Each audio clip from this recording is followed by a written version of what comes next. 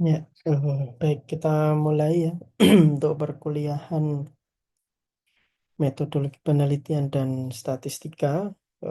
Pada pertemuan kali ini kita akan membahas tentang analisis statistik multivariat, yang mana sebelumnya kita sudah membahas tentang pentingnya statistik, kemudian skala pengukuran, jenis apa distribusi data begitu ya, sampai uji hipotesis ya. Ada dua apa namanya, hipotesis ya, H0, hipotesis nol, dan hipotesis alternatif. Nah, ketika kita membahas analisis statistik apapun ya, multivariat, bivariat, itu tetap yang dilihat atau dasarnya adalah skala pengukuran ya, jenis data dan skala pengukuran. Jenis data sebagaimana kita ketahui ada yang kualitatif, ada yang kuantitatif ya. Kalau kualitatif itu termasuk data yang kategorik ya, yang cara memperolehnya dengan dihitung begitu. Kalau saya memudahkannya, kalau data kuantitatif itu data numerik ya, itu dikumpulkannya harus menggunakan alat ukur. Nah, itu harus selalu diingat karena itu menjadi dasar pemilihan analisis statistik apapun ya, metode analisis statistik yang digunakan. Baik, pada pertemuan kali ini kita akan membahas tentang multivariat. Nah, di situ harapannya nanti peserta didik mampu menjelaskan konsep dasar statistik multivariat. Ya, selain itu juga mampu menyebutkan jenis-jenis analisis multivariat yang umum digunakan. Nanti ada 4 jenis analisis multivariat, cuman yang secara teknis kita pelajari ada 2.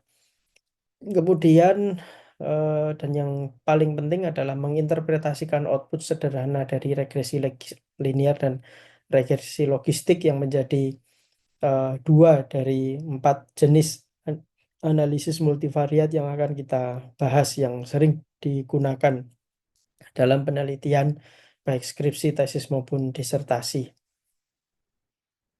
Oke, kita mungkin merefresh dahulu ya mengenai jenis analisis statistik yang sering digunakan ya, sering dikategorikan begitu. Kalau dari sisi variabel yang dianalisis ya, itu dibagi menjadi 3. Yang pertama ada univariat, ketika kita hanya membahas tentang satu variabel saja. Jadi tidak ada variabel lain ya. Misalnya eh, apa contohnya di farmasi ya, kita menggambarkan atau mendeskripsikan satu variabel saja yang biasanya dalam bentuk grafik, rata-rata maupun tabel ya, dan juga proporsi dalam bentuk gambar dan seterusnya. Kemudian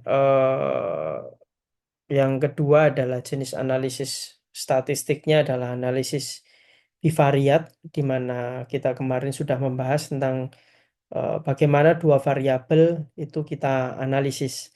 Entah itu analisisnya komparatif maupun analisisnya korelatif. Ya, meskipun kita baru membahas yang komparatif, yaitu kita membandingkan entah itu rata-rata, entah itu proporsi, ya, baik kualitatif maupun kuantitatif. Itu jenis analisis bivariatnya sudah ada tabel untuk kita memilih ya, tergantung dari jenis data atau skala pengukuran dan juga eh, normal atau tidaknya distribusi dari data tersebut ya, sehingga kita bisa milih analisis parametrik maupun non parametrik. Ya, jadi di situ tujuan utamanya. Kalau tadi yang univariat hanya mendeskripsikan atau meringkas data. Jadi dari data mentah itu kita gambarkan agar mudah dipahami oleh pembaca.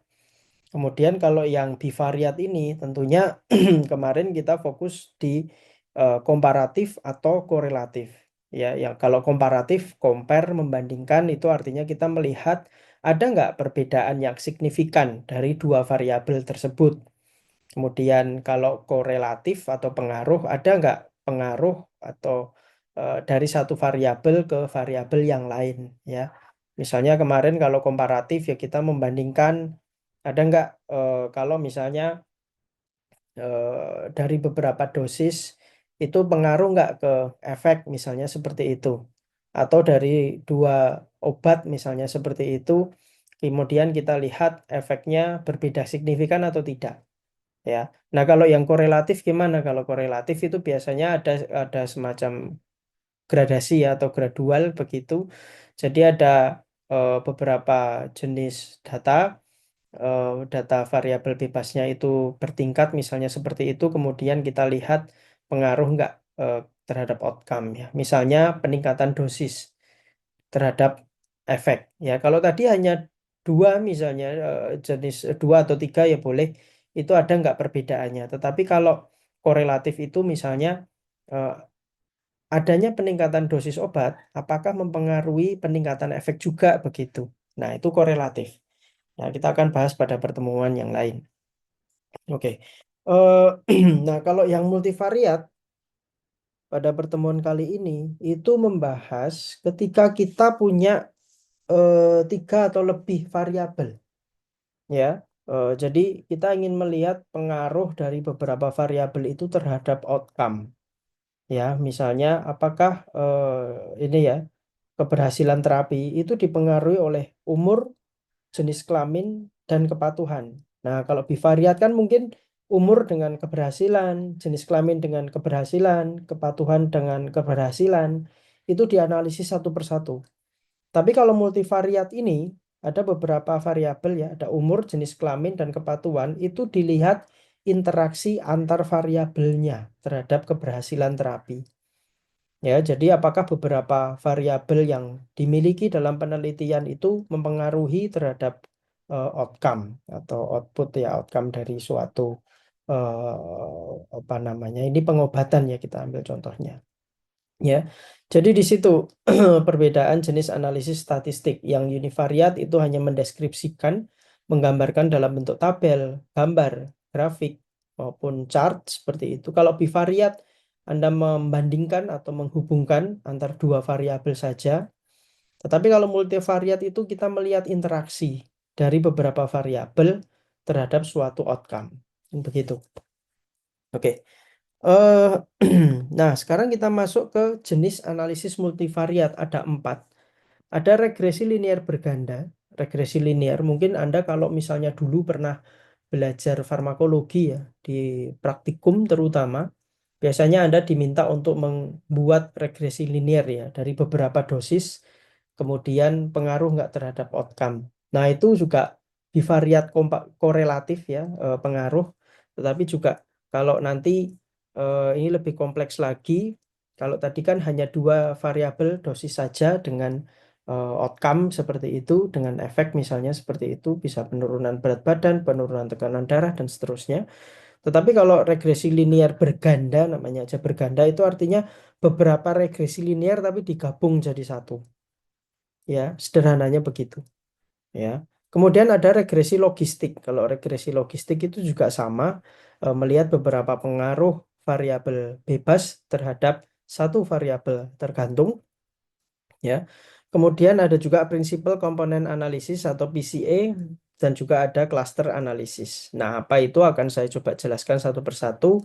Saya mulai dari PCA dulu dan cluster analisis yang tidak kita bahas untuk latihan teknisnya.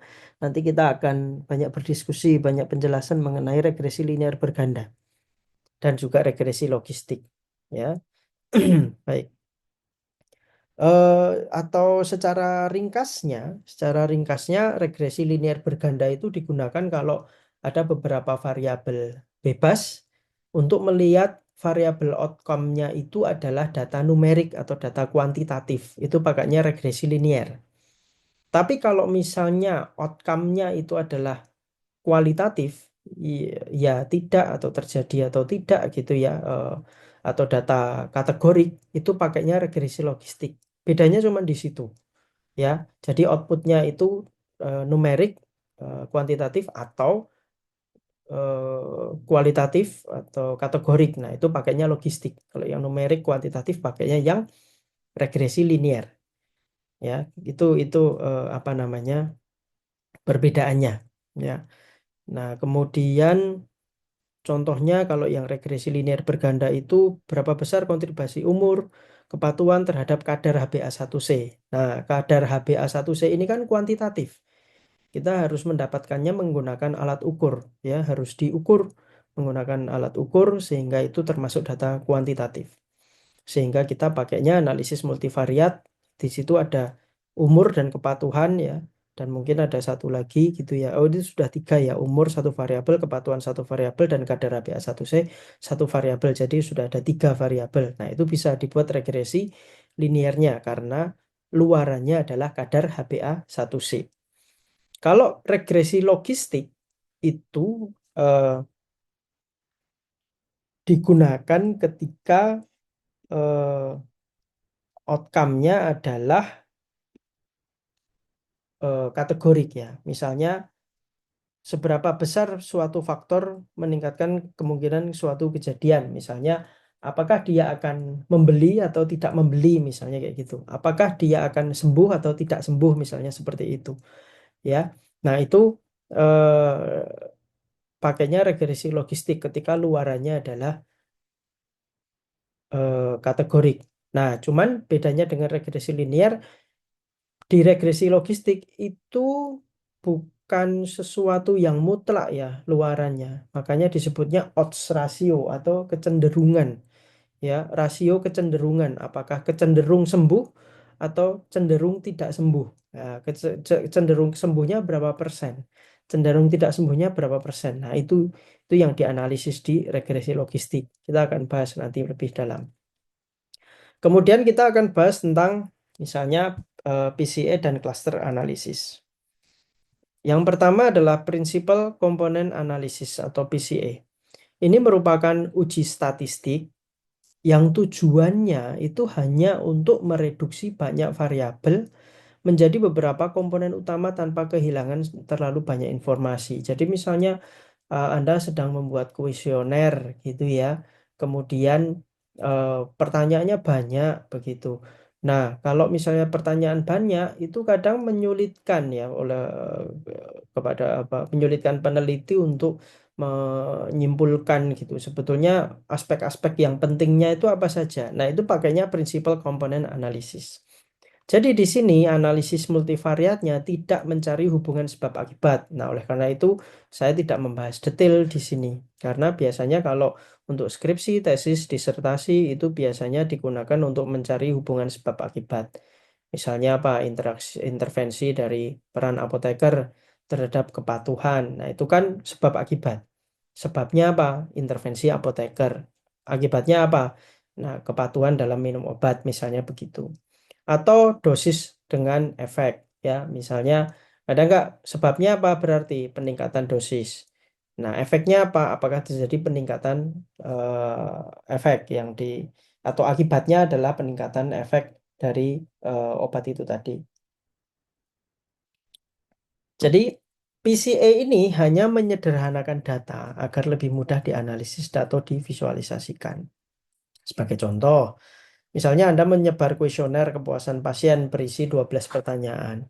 Nah, PCA ini membantu Anda untuk menemukan bahwa pertanyaan 1 sampai 6 misalnya membentuk komponen tentang pelayanan apoteker, sedangkan pertanyaan 7 dan 12 membentuk komponen akses dan kenyamanan. Maka Anda bisa menyimpulkan hasil kuesioner itu sebagai dua dimensi utama, sehingga lebih ringkas. Jadi nanti kuesionernya ditampilkannya hasil analisisnya cukup dua komponen saja, tidak perlu 12 pertanyaan jawabannya masing-masing apa. Tetapi Anda menyimpulkan dari 12 itu menjadi dua kelompok saja sehingga nanti Anda bisa lebih mudah mengkomunikasikan hasil penelitiannya. Itu tentang PCA. Kemudian yang selanjutnya adalah cluster analysis. Ini juga sama, tidak digunakan untuk melihat sebab akibat, ya. Tidak melihat sebab akibat. Di mana di sini cluster analisis ini tugasnya namanya aja cluster, ya. Dia digunakan untuk mengelompokkan data saja berdasarkan kemiripan atau kedekatan karakteristik. Jadi yang mirip-mirip itu dikumpulkan, ya, yang dekat, ya, datanya itu dikumpulkan, kemudian dikelompokkan. Jadi tanpa perlu tahu variabel mana yang mempengaruhi apa, tidak melakukan itu, hanya mengelompokkan saja. Ya, nah makanya tujuannya adalah bukan mencari sebab akibat, tetapi apa? Mendeteksi pola alami dalam data. Jadi dideteksi pola alami dari datanya itu kelompoknya seperti apa. Ya, misalnya pengelompokan pasien, produk, atau wilayah berdasarkan perilaku atau karakteristik yang mirip tadi. Contoh, bayangkan Anda punya 100 pasien dengan variabel, kan biasanya kalau melakukan penelitian, itu ada beberapa data variabel yang dikumpulkan, misalnya usia, kemudian jumlah obat yang diperoleh, kemudian kepatuhan, kemudian penghasilan, gitu ya. Ini kita tidak melihat hubungan umur jumlah obat dan kepatuhan dan penghasilan antara satu dengan yang lain. Misalnya, kita tidak menghubungkan antara umur jumlah obat dan penghasilan terhadap outcome-nya kepatuhan, meskipun bisa, ya kan? Kita bisa pakai analisis regresi tadi ya, dengan kepatuhan. Ya, untuk melihat ke outputnya bisa kepatuhan, tetapi tidak. Kalau cluster analisis ini dia hanya mengelompokkan aja, misalnya dijadikan dua kelompok. Ada pasien yang muda, patuh, dan berpenghasilan tinggi. Kelompok dua pasien tua, kurang patuh, dan banyak obat. Nah, Anda tidak perlu melakukan itu secara manual, tetapi dengan adanya software, menggunakan software yang sesuai, itu bisa Anda kelompokkan seperti itu. Ya, tanpa melihat sebab akibatnya. Nah, kalau Anda ingin melihat sebab akibatnya, ya nanti pakai analisis regresi. Baik linear maupun logistik, tergantung dari outcome-nya apa, datanya apakah kualitatif atau kuantitatif. Nah, sebagai contoh aplikasinya ya misalnya mengelompokkan pasien rawat jalan berdasarkan pola konsumsi obat kronis ya. Nah, sehingga nanti implikasinya ya seperti kita ketahui bahwa statistik ini tidak hanya untuk hitung-hitungan, tetapi juga untuk melakukan intervensi yang memperbaiki kondisi. Nah, ketika kita tahu pola konsumsi obat kronis di pasien rawat jalan, tentunya kita bisa membuat desain. Follow up-nya adalah intervensi farmasi yang spesifik per kelompok. Ya, misalnya pasiennya tadi patuh. Untuk pasien yang sudah patuh, ya sudah intervensinya mungkin tidak terlalu intensif. Tapi kalau pasiennya itu ada yang tidak patuh gitu ya, tentunya ya intervensinya harus dipikirkan untuk lebih intensif lagi, kan begitu. Kemudian bisa juga mengelompokkan wilayah distribusi berdasarkan penjualan obat. Ya, ya misalnya distribusi ada yang high demand gitu ya, penjualannya tinggi, permintaannya tinggi, ya salesnya tinggi gitu. Nah, kalau misalnya seperti itu ya treatmentnya mungkin berbeda dengan daerah-daerah yang memang salesnya rendah misalnya kayak gitu. Nah, kemudian dianalisis ya sebabnya apa, sehingga intervensinya bisa sesuai dan tidak dipukul rata begitu. Ya. Atau misalnya contoh yang ketiga adalah mengelompokkan responden survei berdasarkan jawabannya. Ya, sehingga nanti Anda bisa buat strategi komunikasi yang lebih tepat sasaran. Jadi kalau ngomong sama orang yang misalnya oh di daerah kecamatan A masih banyak yang nggak bisa bahasa Indonesia misalnya. Oh ya sudah, berarti strategi komunikasinya harus menggunakan bahasa daerah atau bahasa lokal yang sesuai agar mudah untuk bisa menggali informasi. Ya, jadi itulah contoh aplikasi dari cluster analisis. Ya, jadi ada dua analisis multivariat yang bisa digunakan untuk yang satu tadi adalah menyederhanakan, yang kedua adalah mengelompokkan. Oke, kita lanjutkan. Nah, sekarang kita masuk tentang pembahasan tentang analisis multivariat. Ya, di sini saya akan membahas dua analisis multivariat yang regresi, yaitu regresi linear berganda dan regresi logistik, di mana keduanya digunakan untuk mengevaluasi atau menganalisis hubungan sebab akibat dari tiga atau lebih variabel penelitian yang Anda kumpulkan. Ya. Nah, sekarang kita mulai dulu dengan analisis regresi yang linear dan logistik, tapi sebelum itu kita bahas dulu contoh aplikasinya di bidang klinik, komunitas, industri maupun penelitian akademik. Ya, misalnya di bidang klinis misalnya. Penggunaan regresi linear berganda itu bisa digunakan misalnya pada contoh pertanyaan penelitian yang apa saja faktor yang mempengaruhi kadar HbA1c pada pasien DM. Nah, di situ kan kelihatan kadar HbA1c merupakan outcome yang mana diukur menggunakan apa namanya? eh, diukur menggunakan alat ukur ya.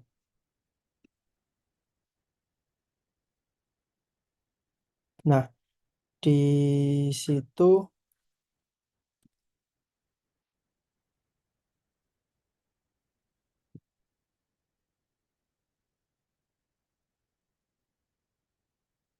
Ya, eh, nah di situ kan variabel dependennya adalah kadar HbA1c, ya, di mana itu merupakan data yang numerik. Kemudian variabel independennya yang mempengaruhi itu ada umur, bisa umur, jenis kelamin, kemudian kepatuhan dan juga eh, dan juga lama sakit. Nah, apakah semuanya itu mempengaruhi kadar HbA1c atau tidak begitu?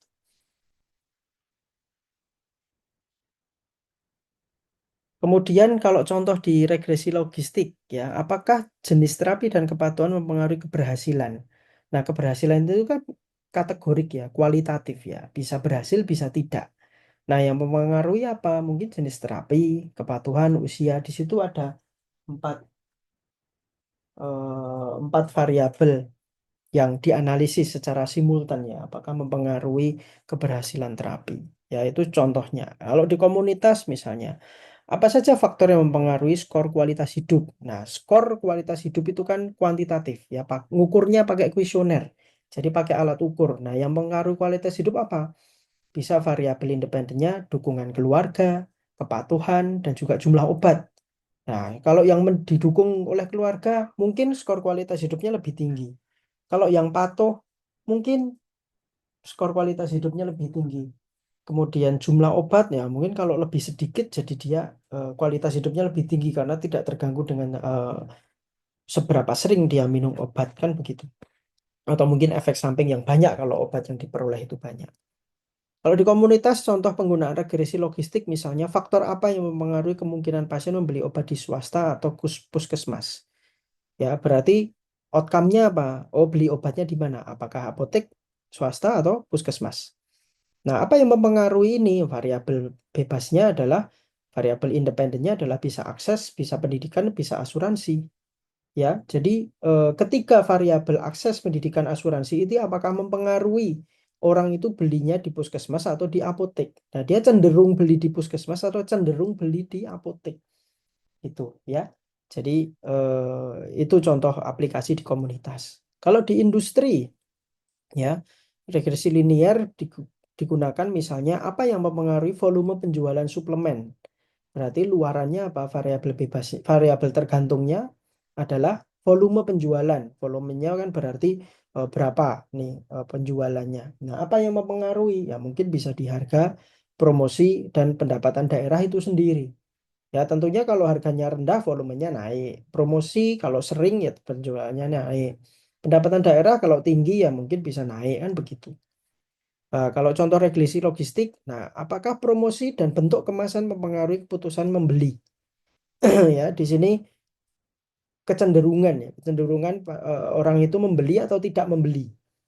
Ya, apa yang mempengaruhi? Bisa promosi, bentuk kemasan, dan juga harganya. Ya, jadi di situ akan kita lihat seberapa besar sih dampak dari promosi itu dicampur dengan dampak dari bentuk kemasan, dicampur dengan dampak dari harga, semua diinteraksikan ya. Jadi kalau misalnya nanti diaplikasikan ada variabel, ada ada data dari daerah lain, kita pakai parameter ini, persamaan ini kita bisa gunakan untuk memprediksi pasien itu cenderung untuk membeli atau tidak membeli. Kan begitu. Kalau di pendidikan ya, apakah jumlah jam belajar, pengalaman kerja, dan IPK mempengaruhi OSCE mahasiswa? Ya, apakah IPK tinggi itu pengaruh ke OSCE, jam belajar itu pengaruh ke OSCE, dan pengalaman kerja ada yang magang biasanya gitu ya, pengaruh ke OSCE. Nah, itu diinteraksikan, bukan dilihat satu persatu. Kalau IPK dengan OSCE dianalisis sendiri itu namanya bivariat. Kalau jam belajar dengan OSCE, nilai OSCE itu juga bivariat. Pengalaman dengan kerja dengan OC itu juga bivariat. Tetapi kalau IPK plus jam belajar plus pengalaman kerja diinteraksikan jadi satu, itu namanya regresi linear atau analisis multivariat. Kemudian lulus tepat waktu, nah, ada anak yang lulus tepat waktu dan ada yang tidak lulus tepat waktu. Itu apa yang mempengaruhi? Bisa IPK, bisa keterlibatan organisasi, bisa beban kerja, ya. Jadi itu contoh implementasi dari statistik multivariat di bidang farmasi. Nah, sekarang kita mulai membahas tentang regresi linear yang berganda. Ya, berbeda dengan regresi linear yang biasa. Kalau regresi linear yang biasa itu hanya dua variabel ya, variabel X dengan Y. Tapi ini berganda, artinya ada beberapa variabel X untuk satu variabel Y. Persamaannya seperti ini ya, ya yaitu persamaan umumnya itu pengertiannya ya metode statistik untuk memprediksi suatu nilai variabel numerik yaitu Y, ya numerik kuantitatif ya, berdasarkan dua atau lebih variabel independen. Nah, kalau dua kan jadinya sudah tiga ya, Y satu variabel, dua tambah satu tiga variabel. Apalagi kalau lebih ya dari dua variabel atau lebih variabel independen X1, X2 dan seterusnya. Persamaan umumnya Y sama dengan beta 0 plus beta 1 kali X1 plus beta 2 kali X2 plus tergantung variabelnya ada berapa sampai beta N kali N dari jumlah variabelnya itu tadi. Ya. Nah, B0 itu apa? Itu intercept, itu konstanta. Ya, kemudian jadi pengaruh yang tetapnya seperti apa dari interaksi variabel bebas itu menghasilkan konstanta seperti apa. B1, B2 adalah nilai konstan dari masing-masing variabel. Kemudian R kuadrat itu adalah proporsi variasi Y yang dijelaskan oleh semua X. Jadi semakin tinggi itu modelnya semakin bagus. Ya, semakin bisa digunakan untuk memprediksi. Nah, kemudian p-value untuk menilai signifikansi hubungan antara masing-masing X terhadap Y. Nah, ini yang saya garis bawahi adalah masing-masing X. Artinya, masing-masing X itu nanti akan punya nilai p-value. Ya, jadi sama interpretasinya kalau kurang dari 0,05 itu artinya dia signifikan mempengaruhi Y. Ya, jadi saya ulangi, nilai p-value yang kurang dari 0,05 artinya dia secara signifikan mempengaruhi Y. Jadi kalau kita misalnya punya data seperti itu, kita bisa melakukan intervensi pada variabel-variabel yang sifatnya signifikan itu tadi. Saya ambil berikan contoh ya setelah ini. Tetapi kapan regresi linear berganda itu digunakan? Ada beberapa syarat. Yang pertama, jika Y berbentuknya numerik ya, bisa interval, bisa rasio. Ya, yang penting kuantitatif. Kemudian jika ingin melihat pengaruh lebih dari satu faktor variabel independen secara simultan, karena dia diinteraksikan, bukan dianalisis satu persatu dengan variabel outcome. Kemudian syaratnya ini adalah data terdistribusi normal. Ya, ini asumsi klasik untuk regresi. Untuk data yang numeriknya ya tentunya. Nah, ini saya kasih contoh file saya lampirkan, Anda bisa gunakan untuk menganalisis, nanti Anda bisa cocokkan dengan hasil analisis yang saya lakukan di sini. Misalnya ada data 30 pasien yang berASI, satu variabel tergantungnya adalah HbA1c, ini target atau Y-nya, HbA1c-nya adalah Y, datanya sudah saya lampirkan. Kemudian variabel tergantungnya ada usia, ada jenis kelamin. Nah, ini campur-campur di sini. Variabel bebasnya itu nggak harus numerik semua, nggak harus kategorik semua, tetapi boleh campur. Umur itu kan data numerik ya, usia ya, data kuantitatif. Kemudian jenis kelamin laki-laki perempuan ini kategorik numerik nominal ya. Kepatuhan skor 1 sampai 10 ini juga numerik, ini rasio juga ya, skalanya rasio atau kuantitatif. Jadi ini ada umur kuantitatif, jenis kelamin kualitatif dan kepatuhan kuantitatif. Diinteraksikan jadi satu untuk memprediksi kadar HbA1c yang sifatnya kuantitatif. Nah, nanti dari data yang saya sampaikan, dari data saya lampirkan untuk latihan, nanti Anda tinggal lakukan selangkah-langkah di SPSS-nya. Yang pertama, buka SPSS, import, ya, data filenya, kemudian pastikan variabel itu terimport dengan lengkap. Kemudian klik menu Analyze, Regression, dan Linear, regresi linear. Kemudian atur variabelnya, dependennya ya tergantung atau outcome-nya adalah HbA1c. Independen ya semuanya dimasukkan, ada umur, jenis kelamin, dan kepatuhan. Kemudian klik statistik, dicentang estimate model fit collinearity diagnostik, kemudian continue dan oke. Hasilnya ya hasilnya eh, di situ akan ada beberapa output yang akan dilihat. Yang pertama adalah model summary, nilai R square dan adjusted R square, kemudian tabel ANAVA untuk uji F-nya, saya skip penjelasan ini, dan juga koefisien tabel ini untuk membuat persamaan prediksi model prediksinya tadi. Model analisis multivariatnya. Nilai B koefisien baik B0, B1, B2, B3 karena ada 3 variabel ya. Kemudian nilai p-value-nya dan juga multicolinearity VIF. Ya. Kita fokus pada beberapa parameter yang penting untuk kita. Nilai yang pertama adalah nilai R-square. Nilai R-square menjelaskan bahwa kita kita dapat 0,867. Nanti Anda cocokkan ketika Anda menganalisis sendiri apakah angkanya sama. Kalau tidak berarti ada hal yang salah. Nah, ini artinya apa? 0,867. Artinya model itu menjelaskan variasi kadar HbA1c-nya itu 86,7%. Artinya modelnya kuat, artinya persamaannya itu kuat gitu. Nah, sekarang kita lihat nih eh, variabelnya. Variabelnya ada intercept itu beta 0 ya. Kemudian umur betanya minus 0,027, jenis kelamin itu 0,152, kepatuhan itu minus 0,419 ya. Nah, sekarang kita lihat kalau Anda lihat di koefisien seperti itu dan nilai p-value-nya seperti ini. Nah, artinya di situ kita lihat ada 3 yang signifikan dan 1 jenis kelamin itu tidak signifikan. Ya, kalau kita ngomongin statistik, artinya jenis kelamin itu tidak signifikan mempengaruhi kadar HbA1c. Mau laki-laki, mau perempuan, sebetulnya kadar HbA1c nggak dipengaruhi oleh jenis kelamin, kan begitu. Ya, nah umur, nah ini kan di situ di koefisien ada tanda minus. Artinya apa? Berarti kebalikan. Kalau apa nih umur naik berarti output rendah, outputnya turun atau outcome-nya turun. Apa outcome-nya? HbA1c. Nah, seperti kita ketahui HbA1c kan semakin kecil semakin bagus ya. Jadi semakin tinggi umur HbA1c-nya semakin rendah dan itu signifikan 0,0004 ya.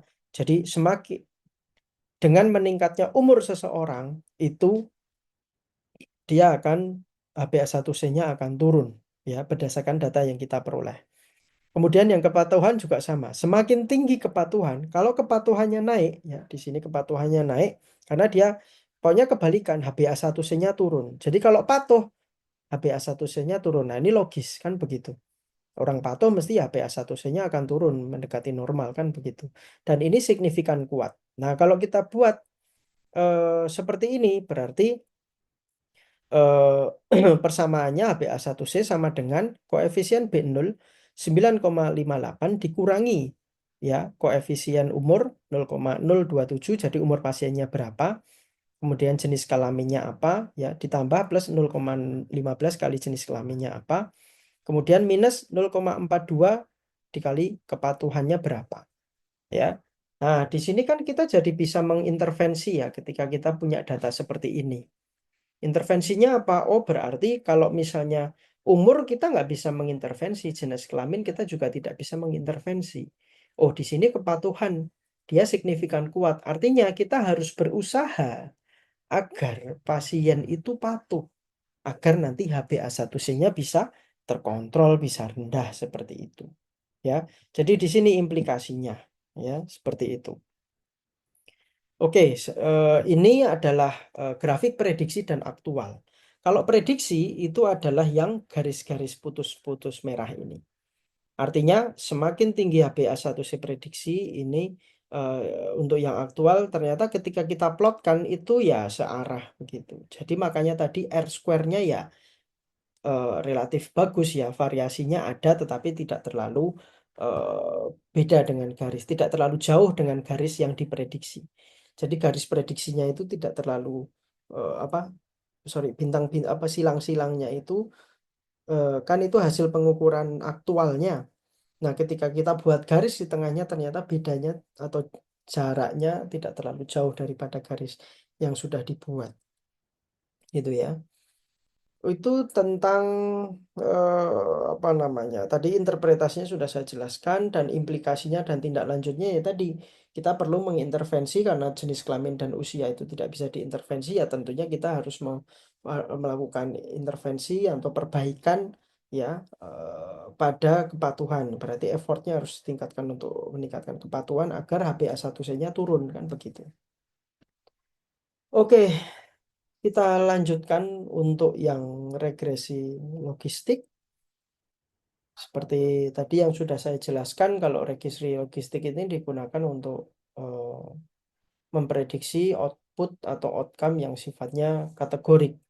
Ya, sehingga kita dapat kecenderungannya nanti mau yang pilihan pertama atau yang kedua. Nah, regresi logistik ini merupakan metode statistik yang digunakan untuk memprediksi probabilitas kejadian suatu peristiwa yang bersifat biner. Jadi harus dua pilihannya. Kalau misalnya ada 3 kemungkinan outcome, nggak bisa. Ya, jadi outcome-nya itu harusnya dua kategori saja. Ya, berdasarkan 2 atau lebih variabel independen. Ya, nah bentuk umum modelnya ya sama log P per 1 minus P. P itu probabilitas adalah beta 0 sama seperti regresi linear tadi. P adalah probabilitas kejadian, misalnya keberhasilan terapi, berarti pilihannya berhasil atau tidak berhasil. Kemudian beta merupakan odds rasionya, jadi kecenderungan. Ya, odds itu kan kecenderungan ya, rasio kecenderungan. Jadi bukan sifatnya nggak mutlak gitu, pasti berhasil atau pasti tidak berhasil, nggak seperti itu. Tetapi cenderung berhasil atau cenderung tidak berhasil, interpretasinya seperti itu. Nah, sama di situ saya juga sudah memberikan untuk latihan soal untuk simulasi data. Data untuk 50 orang pasien, variabel tergantungnya adalah keberhasilan, yaitu 0 tidak berhasil dan 1 berhasil. Variabel bebasnya adalah jenis terapi, ini data kategorik ya, 0 konvensional, 1 kombinasi. Jenis terapinya konvensional kombinasi. Kepatuhan ini juga kuantitatif, umur juga kuantitatif.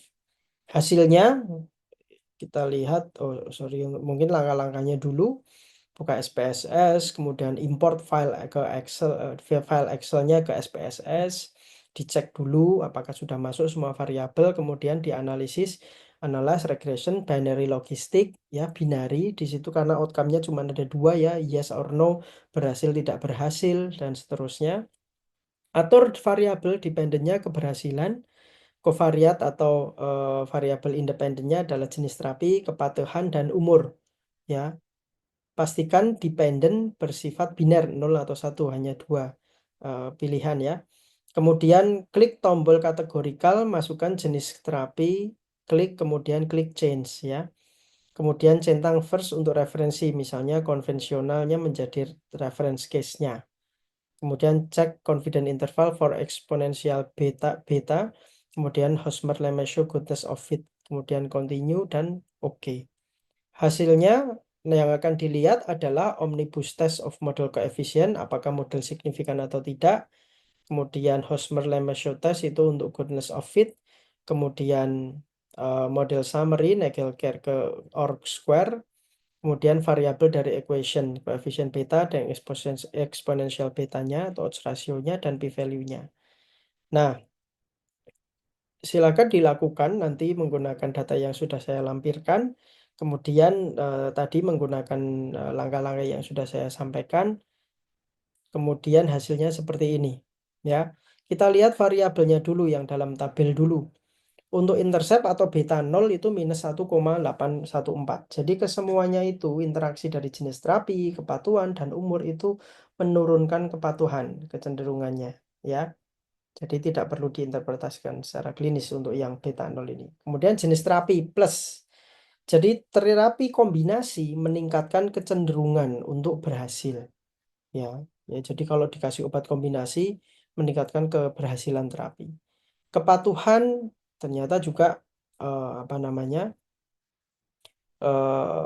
Setiap satu skor kepatuhan itu meningkatkan sekitar 26% gitu ya. Kemudian eh, untuk umur itu juga plus, berarti kalau umurnya naik, kecenderungan untuk kepatuhannya juga, sorry, meningkatkan keberhasilannya juga, apa namanya,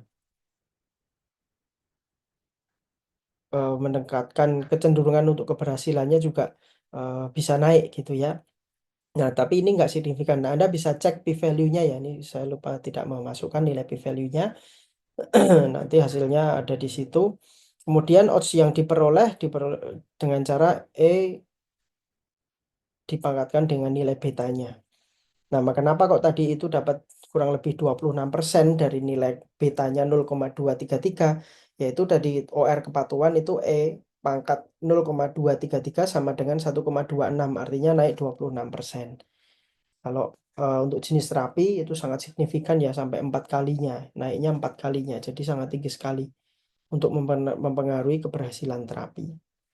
Nah, itu regresi logistik membantu kita memahami berapa besar kemungkinan ya suatu kejadian terjadi berdasarkan faktor-faktor yang relevan, sehingga sangat penting untuk mengevaluasi klinis berbasis bukti. Ya sama dengan tadi regresi linier ya, kita ingin melihat variabel mana yang mempengaruhi outcome begitu. Nah, tindak lanjutnya apa? Berarti kalau seperti ini, ya, yang signifikan mana? Ya, yaitu ada kepatuhan dan jenis terapi. Kepatuhan itu meningkatkan keberhasilan terapi, dan jenis terapi ternyata ini yang paling signifikan. Nah, artinya kita harus pilih yang kombinasi kalau bisa, gitu ya. Kita berikan pasien itu kombinasi, jangan cuma obat tunggal, misalnya seperti itu. Ya, itu interpretasi dan tindak lanjutnya. Ya, jadi kita fokus memperbaiki agar pasien itu kesembuhannya tinggi. Ya, di di di treatment lah variabel-variabel yang mempengaruhi keberhasilan terapi tadi. Nah, ini grafik prediksinya. Jadi semakin kepatuhan dan keberhasilan, semakin tinggi kepatuhan ya keberhasilannya semakin naik gitu. Kecenderungannya ke 1. Jadi tidak hanya 1 dan 0, tapi juga cenderung ke arah 1 gitu. Semakin tinggi kepatuhan, kecenderungan ke arah satunya lebih tinggi juga. Nah, skornya kalau kepatuhan rendah, nah dia juga probabilitas keberhasilannya juga rendah seperti itu. Nah, mungkin itu untuk apa namanya, analisis regresi baik yang linear maupun logistik. Nah, untuk melakukan uji analisis atau ya analisis multivariat baik regresi logistik maupun linear, pastikan satu, skala datanya sesuai. Penting untuk kita tahu bahwa skala data outcome ya terutama yang sesuai. Outcome-nya apa? Kalau numerik, kalau kuantitatif pakainya regresi linear berganda. Kalau outcome-nya kategorik atau kualitatif berarti analisis multivariatnya adalah regresi logistik. Kemudian ukuran sampel memadai dan terdistribusi normal untuk data-data yang sifatnya kuantitatif, kemudian tidak ada multikolinearitas yang berlebihan. Ya. Kemudian visualisasi dan pengujian asumsi tetap penting ya, sama seperti ketika kita mengevaluasi normalitas distribusi ya, normal atau tidak ya. Jadi itu perlu dilakukan untuk melihat tidak hanya nilai p-value-nya, tidak hanya menilai hasil analisisnya, tetapi grafik dan visualisasinya juga perlu dipertimbangkan. Nah, mungkin itu. Kemudian secara dari kesimpulan, analisis multivariat digunakan ya atau merupakan pendekatan yang penting untuk dalam penelitian farmasi. Kemudian regresi linear dan regresi logistik adalah pondasi yang harus dikuasai karena penting sekali. Karena kalau dalam dunia nyata gitu ya, jarang ya, maksudnya suatu outcome itu dipengaruhi hanya satu variabel saja, itu kan jarang sekali ya. Misalnya kepatuhan minum obat. Nggak mungkin kalau dia hanya dipengaruhi oleh pengetahuan misalnya. Mesti dia dipengaruhi oleh faktor-faktor lain gitu. Jadi analisis multivariat ini merupakan eh, alat analisis yang penting ya. Kenapa? Karena ya pada kenyataannya hampir nggak mungkin suatu outcome itu dipengaruhi oleh satu variabel. Pasti lebih dari satu variabel. Kan gitu. Nah, oleh karena itu kita perlu mempelajari, kita perlu menguasai tentang regresi linear dan logistik ini. Kemudian interpretasi data harus dibarengi dengan pemahaman konteks klinis ya. Jadi kalau misalnya ada nggak yang nggak logis ya, misalnya kok kepatuhan naik, kok HbA1c juga naik lah, ini nggak logis. Harus dicek apakah sampelnya cukup, apakah datanya terdistribusi normal, apakah analisisnya betul, apakah langkah-langkahnya sudah sesuai. Kalau memang tidak sesuai dengan hipotesis dan tidak sesuai dengan logika, berarti ada yang salah kan begitu. Ya, jadi ya analisisnya tidak bisa digunakan atau datanya mesti ya tidak bagus kan begitu. Ya, mungkin itu untuk kuliah pada kesempatan kali ini. Terima kasih atas perhatiannya. Silahkan digunakan latihan soal dari file Excel yang saya lampirkan. Semoga bisa dipahami dan yang tidak kalah penting adalah memahami interpretasi dan juga tindak lanjut ya dari analisis statistik apapun. Mungkin itu, terima kasih. Mohon maaf jika ada kekurangan. Assalamualaikum warahmatullahi wabarakatuh.